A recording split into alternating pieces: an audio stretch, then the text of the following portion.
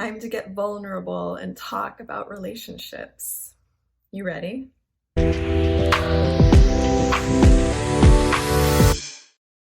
So there's always a sense of vulnerability when it comes to discussing relationship topics, right?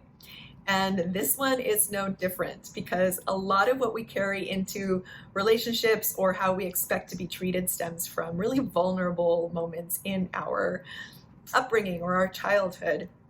And this is no different. So a couple of weeks ago, I wrote a blog post and made a video called The Do's and Don'ts of Marrying or Dating and Marrying a Single Parent. And in there, I covered the importance of being seen and seeing your partner. And I thought that that was important enough that I wanted to go ahead and do a whole video and blog post about it. So my blog post, which is always going to be better than my videos, is linked below, The Importance of Being Seen. And I just kind of wanted to talk about this because I don't think it's talked about enough.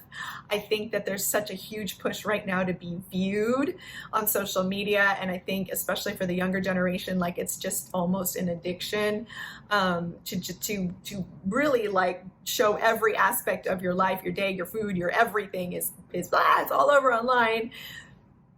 But we're not really seeing what's in here and what's in here. And these things aren't mattering as much.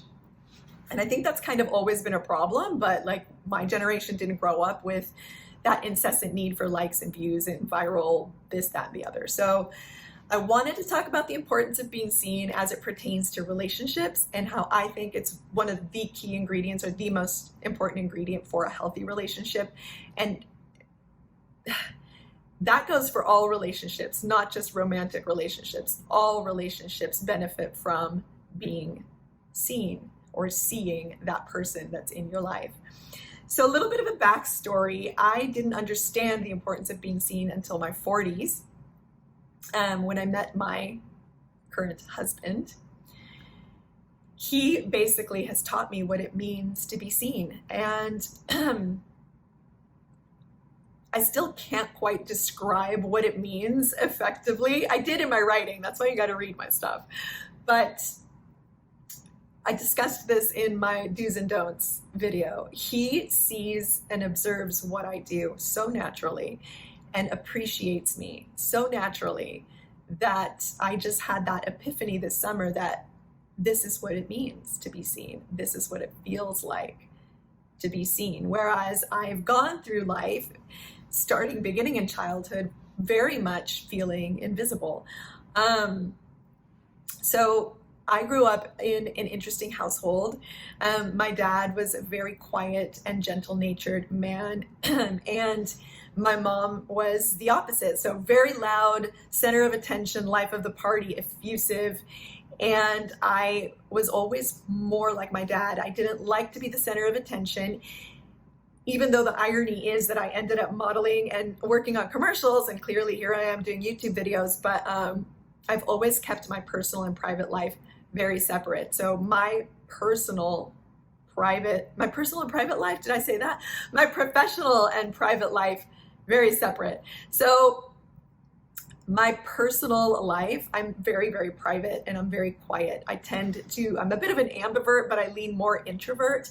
I can be social and outgoing, but it's extremely draining and tiring to me. So definitely took after my dad.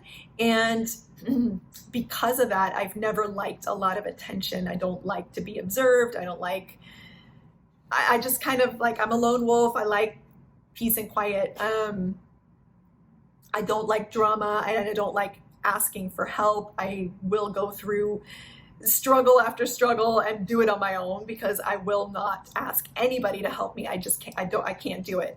It doesn't matter. You can tell me I'll come over and help. And I'm like, no, it's okay. I got it. Which is a problem and I'm working on because we should all be able to ask for help. But because of the way I grew up, I just assumed that it was normal to always be on autopilot. And because I was more and still am like my dad, I always assumed that it was normal to put other needs in front of my own. And so in doing that, you kind of build up this facade of, she's very strong. She's a strong person. She's been through a lot. She can, yes, okay, she doesn't need help. She doesn't need, but that's the furthest thing from the truth, because those of us who are strong and quiet are the ones that need to be seen the most. Yet it is human nature to pour all that attention and care into the big drama,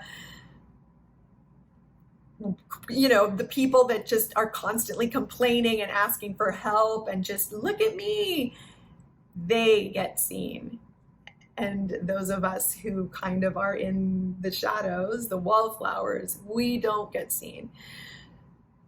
So without getting too convoluted, that's why my blog posts are so much better organized. I think it's so important to learn and to teach how to see those people that don't ask to be seen. We need to see them. We need to see them because in so doing, we are appreciating them and showing them appreciation. And that means everything, regardless of what relationship we're talking about here, whether it's a relationship with your students, your husband, your wife, your fiance, your children. See that person.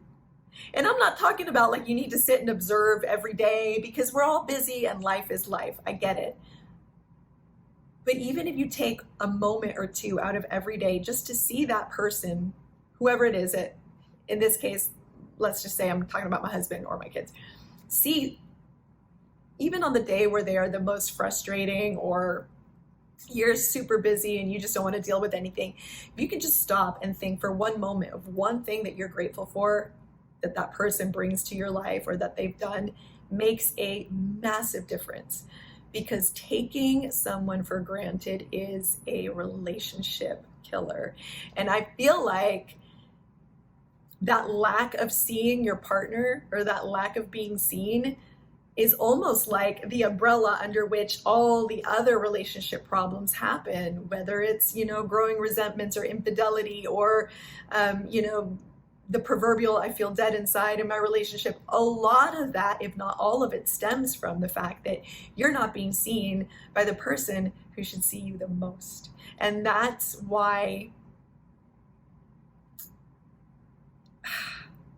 I had to write about this, because it's almost mind-blowing that I went through, I'm 48 now, and I had this epiphany this summer, 48 years of life, not quite understanding how important it was to be seen. That even though I don't want a lot of attention and people being like, oh, hey, what's going, like when I go to the store, I just kind of go and I get my stuff and I go home. I'm not like sashaying around looking cute.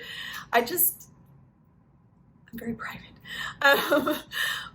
But to know that my partner is paying attention to what I bring to the table as a wife and mother is the most meaningful gift that you could ever give someone. It is certainly the most meaningful gift I've ever been given. It's time, it's care, it's appreciation. That is why the importance of being seen is so important. You cannot put a price on making the person that you're with feel like they matter. So that is why the importance of being seen is the key ingredient. In my humble opinion, I'm no relationship expert, but in my humble opinion, that is the key ingredient to a successful relationship. You need to see your partner. And when you truly see your partner, it shouldn't be that difficult to appreciate them. It takes little things, little tiny things, like I said in my do's and don'ts videos, that makes a world of difference, that lets you know someone's thinking about you. Little things. I'll give you a quick little example before I say goodbye. I get really caught up with work. I get so caught up with work and parenting that sometimes half a day will go by and I'll still be at my desk and I haven't had a thing to eat. And when my husband is here and he sees that, he makes sure that doesn't happen. He will bring me food and put it in front of my face to take care of me.